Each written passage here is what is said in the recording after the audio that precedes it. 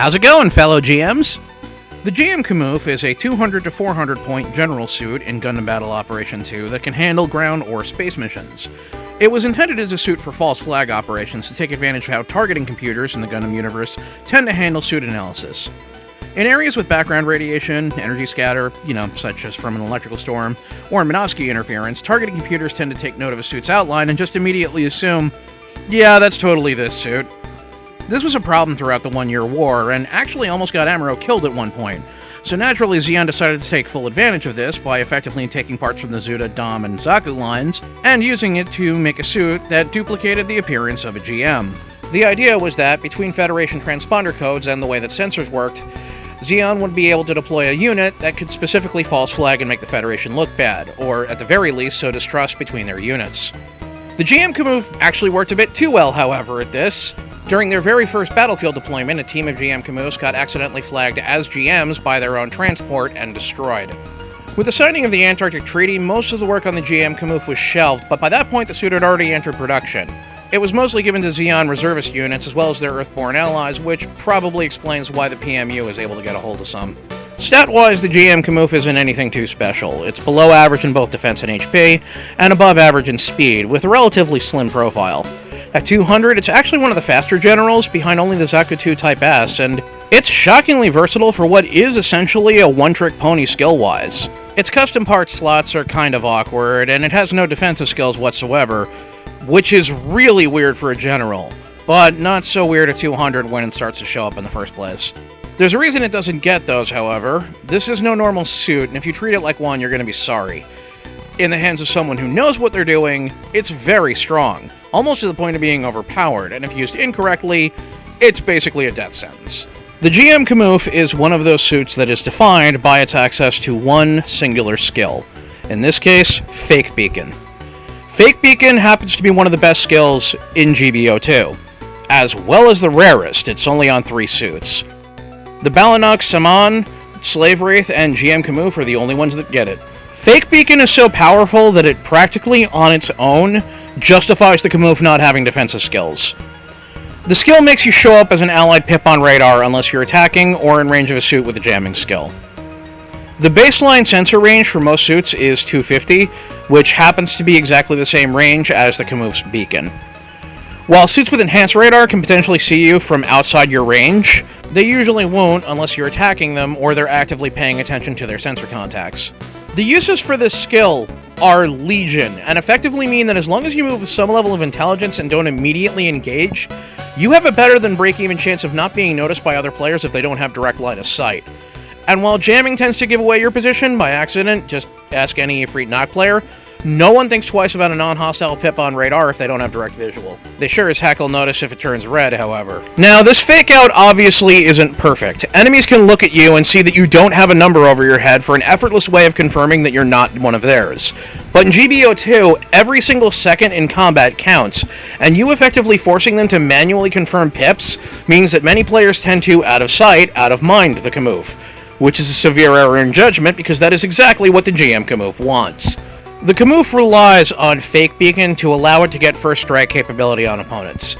It relies on it to get into a good position for its big gun. It relies on it in order to be able to stealth cap points and also be able to stealthily set up a bomb in the enemy base. You have no idea how many times I've set up a bomb using the GM Camouf, stood quietly in the corner with Fake Beacon going, and the enemy team suspected that the mysterious blue pip on the radar with no number next to it was totally going to disarm the bomb in their base. Like I said, not being noticed is a big part of how you use the Camouf. The other part is the GM Camouf's outstanding primaries, because in an odd change of pace, it has 3 really good ones. All of them specifically tailor the GM Camouf to a specific type of combat, and give it a tactical advantage in one area or another. The GM Camouf comes with a unique machine gun that is effectively a Zaku MG retooled to look like a GM's 100mm MG. While it has much less ammo per mag than the Zaku MG, it's extremely accurate, has a ridiculously long range, and fires much faster than either weapon it's based on. This makes the Camouf MG a really good long-range suppression tool and an outrageously useful weapon in space combat. Interestingly, the Camouf's long-range sensors have the exact same range as the Camouf MG, so if you can see someone on your radar, no need to confirm range to target, just sweep them into the ASL circle and open fire. The main issue is you can only get the higher levels of this weapon via the drop pool and DP shop. Getting any Camouf gets you the level 1 version of the machine gun, however. While the Camouf's machine gun doesn't have quite the same DPS as some of the faster machine guns like the GM Bullpup, the fact that it has around twice the range is a godsend, and paired with Fake Beacon, makes it a really good support gunner and ambusher. The GM Camouf's second weapon option is the 280mm bazooka, which is, again, a Zaku bazooka retooled to look like its Federation counterpart. And yet, inexplicably, once again, it's stronger than either. There's not a hell of a lot to say about the Camouf's bazooka. It's a very basic weapon that will do exactly what you need a bazooka to do, and is, in most regards, slightly better than its counterparts for cost. Good stuff. The Camouf can actually bazooka reasonably well for cost, which I feel is a damning indictment of GBO as a whole. And while I'd make the argument that it's probably the worst of the Camouf's 3 weapon options, it does have its moments, especially on land maps. Unfortunately, like the Camouf MG, this is another one of those weapons you have to go out of your way for because it usually only shows up in the ticket shop. With the bazooka, the Camouf is an effective, if somewhat fragile and undergunned line fighter, and it's good at both rolling with your teammates and sneaking into the enemy's back line to take out some jackass support or Zuda who thinks they're being clever. Fake Beacon, again, helps a lot with getting first strike capability, and that is true even with the Blue-Zuka strat. The third, and final primary weapon for the GM Camouf, is the 135mm anti-ship rifle. Designed to take out large-scale spaceships, this weapon is effectively a mobile suit anti-material rifle. It is, without exception, the single most powerful range weapon at 200 points, and it's not losing it until somewhere around 350. When this weapon first emerges, at 200 points, it is capable of killing literally any suit in the game in about 4 hits. 5 if the opponent's a support, and 3 if it's a raid. Did I mention it also induces heavy stagger? Because it does. The main downside of the anti-ship rifle is that it holds a mere 3 shots and has a very long downtime after those 3 shots are fired. It also broadcasts the Camouf's threat level with pretty much every shot and guarantees you're going to be a priority target, since you're basically moonlighting as a support at this point. Amusingly enough, this weapon is also used by the Zuda, and is also the Zuda's best weapon as well. This basically means it's the most accessible, if expensive, of all of the Camouf's weapons. It turns you basically into a designated marksman, and is really good on maps with open terrain or in deep space. Backing all of these up is the Camouf's main melee weapon, which is the boring old Heat Hawk. This seems bad, but it really isn't. The Camouf doesn't have melee combo controller, and its melee boost is quite low, but it has good priority, the Zaku moveset, and a very reliable setup game from basically all of its loadouts. So you're going to find yourself using the damn thing's melee a lot more than you'd prefer to, so get some practice in with it. As an added bonus, the Heat Hawk happens to be used by almost 10 other suits, so upgrading this one for the Camouf will also upgrade it for all of those. The Camouf also happens to have a Sturmfast. This is basically a 200 range extra strength bazooka on call with a 15-second cooldown. Every loadout you might want to use on the Camouf can make good use of this weapon, whether you're using the machine gun, the bazooka, or the anti-ship rifle. It's your quick stun option that can set up a melee. It's a wonderful follow-up tool for the bazooka. For the anti-ship rifle, the weapon serves 2 purposes. For one, it's your obvious fallback option when the big guns are loading, which, given 3 shots and a long downtime, it's going to be doing very often whether you want it to or not. The second is that it lets you lead off with a shot when you don't want to waste anti-ship rifle ammo, like say you have a target you want to finish off. It's definitely worth practicing with because there's a lot of Xeon suits that use Sturmfasts. The Camouf also happens to be blessed with the best shield in the game for cost. It is ridiculous. When it first shows up, it's the most powerful shield by a country mile, nearly 40% as tough as the suit behind it, offering ridiculously good coverage, and just getting stronger and stronger with each tier. Because it's a strong scaler, it winds up being a stronger shield than several shields that come on suits well over 150 points higher, and the sheer level of anger I've seen the Camouf shield cause is a sight to behold. Even more amazingly, because the GM Camouf shield is a chunky boy, if it's destroyed, the GM Camouf gets a significant turning speed boost. In land maps at least, but it still winds up the most maneuverable suit at 200 if you do. So analyzing all of this, the GM Camouf is asking for a kinda weird set of rules from you. It wants you to use its Fake Beacon skill and weapon loadout to enable you to make use of a gameplay style based around them. And, depending on your preferences, it offers you a couple of different gameplay experiences depending on which one you decide to go with. Either a stealth ambusher, a stealth line fighter, or a stealth marksman support. However, it has no defensive skills and requires a bit of care to actually employ correctly. You need to master skills that are nice to have, but not really essential on other suits. like shield facing, offensive and defensive tackling, and quick stepping, because the Camouf doesn't have maneuver armor or emergency evasion and can't avoid attacks worth a damn if it gets stuck in at the wrong time. The Camouf has a bit of trouble managing itself in a slugfest, because while its offense is decent, its defense is lacking, and even though it's a strong scaler for reasons known only to the developers, it's still on the low end of the bar and it never gains any defensive skills. The Camouf also has a few quirks that aren't statistical. One is that when you're using the bazooka or the 120mm machine gun, it looks a hell of a lot like a GM from a distance, and only really observant or really experienced players will notice one at first blush. Which means, if you paint it and act accordingly, it's really easy for enemies to misjudge what you are. Also, the Camouf works way better in space than it does on the ground. The Camouf has a few suits it directly compares to, the first of which is the Zuda, and while the Zuda is a raid, it's basically the same suit as the Camouf in terms of tactical loadout. Sturmfaust and Heat Hawk backing up ASR, machine gun, and bazooka. The thing is, the Zuda's both tougher and with potentially more preferential typing, since the anti-ship rifle makes it a really good counter-sniper suit. Stat-wise, it's tougher and better armored, more maneuverable in space too, but it doesn't have a shield, and its machine gun and bazooka are significantly worse than the Camouf's. The second suit to compare it to is the Zuda F, which, again, shares the same tactical loadout as the Camouf, but also has additional backup weapons, and is notably tougher. While it has the same typing as the Camouf, the additional weapons mean that it can handle a wider array of combat situations that would be a much more dicey prospect for the Camouf, and with its additional maneuverability, speed, and firepower, it has a lot more potential. It also gets its own ASR variant that holds extra ammo too, and access to the giant bazooka, which means it's performance-wise a step up from the Camouf in most regards. It even gets the upgraded Heat Hawk for more damage over the Camouf. The problem is, the Zuda F is a bigger suit and doesn't have fake beacon, so you're effectively trading combat performance from stealth. It's a worthy trade, especially if you know what you're doing, but it's one that you have to compensate for, since the Zuda F can't guarantee first strike advantage like the Camouf can.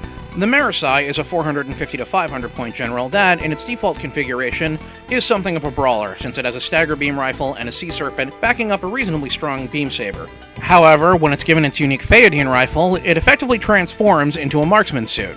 It also gains a particularly powerful beam spear as part of the bargain. The Marasai in this configuration is deceptively dangerous, especially if it's allowed to set up.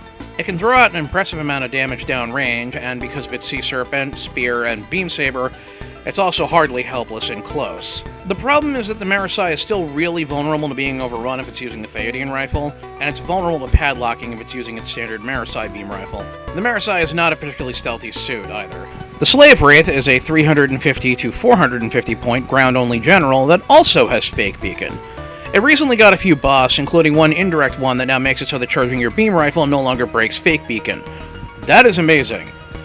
It's basically a Gundam ground type that swaps emergency evasion for fake beacon and adds explosive reactive armor. While it does lose melee combo controller as well, the simple fact is, it's copying a suit that's extremely common at this tier.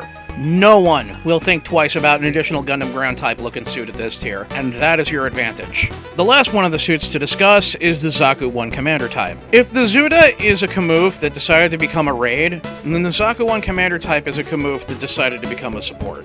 Same Heat Hawk, same Sturmfaust, same disproportionately good shield, and same access to a machine gun, bazooka, and big gun as primaries. The big gun that the Zaku 1 Commander type gets, however, is the prototype Magella Top Cannon, which isn't as powerful or long-ranged as the ASR, and doesn't heavy stagger, but it fires and reloads way quicker and holds nearly twice as much ammo. Very effective suit and works between 200 to 300, but like the Zuda, it does not get access to fake beacon, so you can't guarantee first strike capability like you can with the Camouf.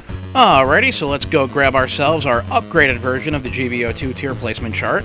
That's a beautiful thing right there.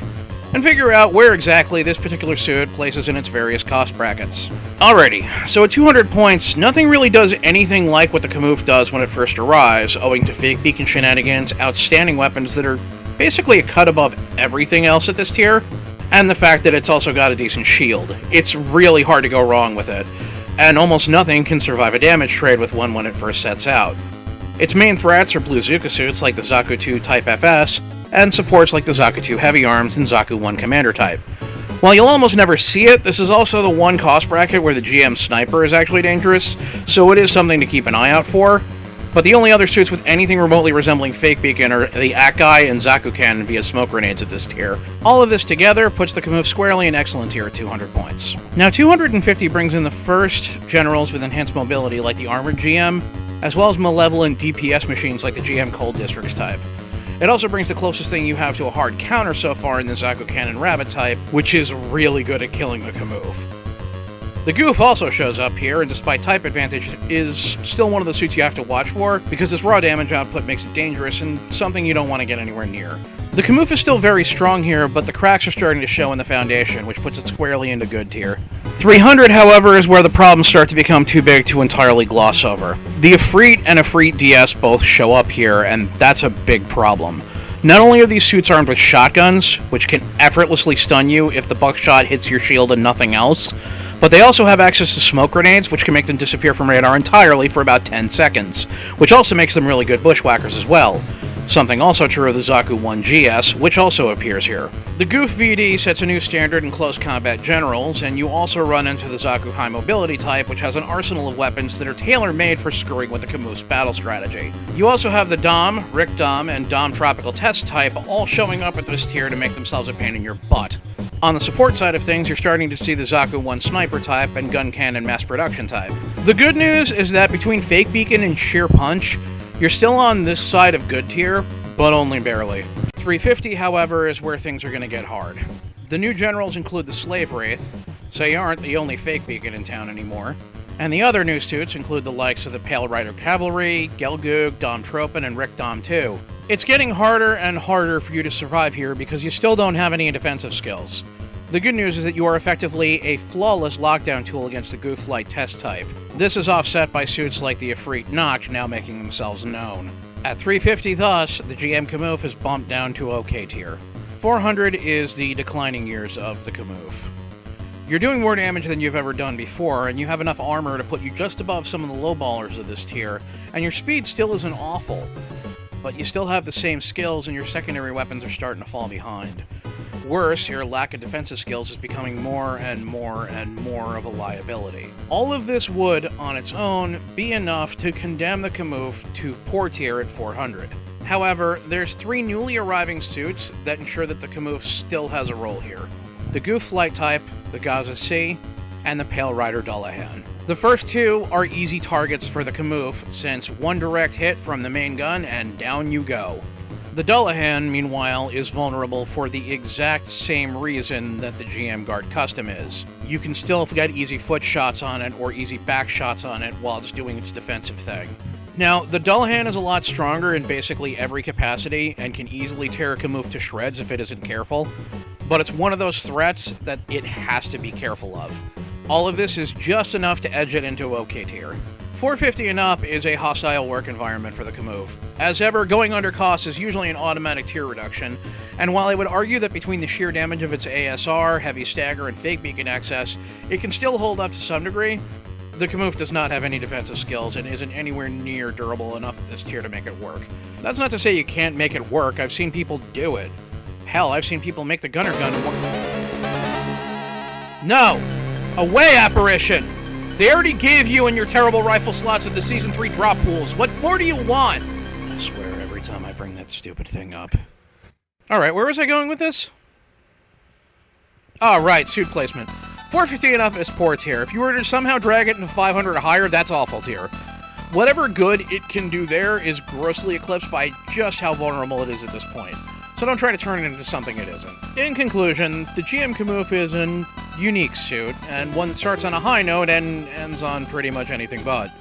It's at least viable for the entirety of its career, which puts it way above a number of other suits, and its unique blend of firepower, access to fake beacon, and surprisingly good utility means it may actually be a remarkably effective suit in the hands of someone who knows what they're doing. Which may be why it's one of my most used generals. For a particularly gimmicky 1-star, it doesn't leave you with a hell of a lot to complain about, and that's worth checking out.